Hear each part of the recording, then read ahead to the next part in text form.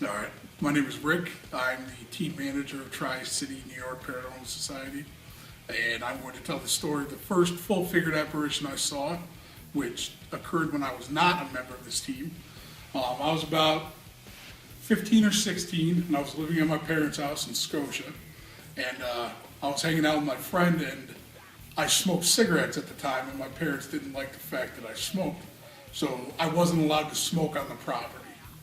But if I took a step out of my driveway into the road, that wasn't considered their property anymore, so that's where I smoked.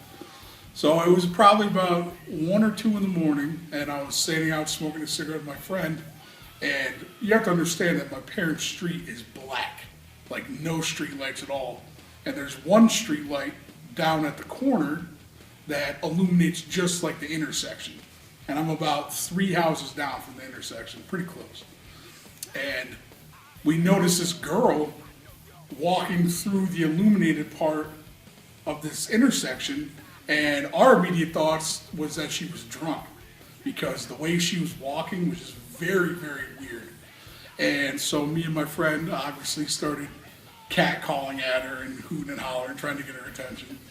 And she kept walking, and then as soon as she had gotten the length of a cross, like through the intersection on the other side of the street, we heard the sounds of footsteps running.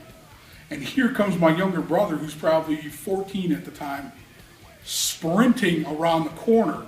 And when he sees us, his eyes just light up. And he said, "I just saw a ghost on the corner."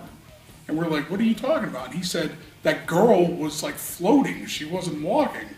So we were like, "Oh my God." So we took off down to the corner. And by this point, she would only been, at the rate she was moving, maybe 20 feet past the corner where we couldn't see her anymore. And by the time we got down there was nothing. And we walked all the lengths of the streets all the way down and didn't see another soul that night. So I have to assume that from what we saw and from what my brother saw, that it had to have been a full-figured apparition. Good? Good.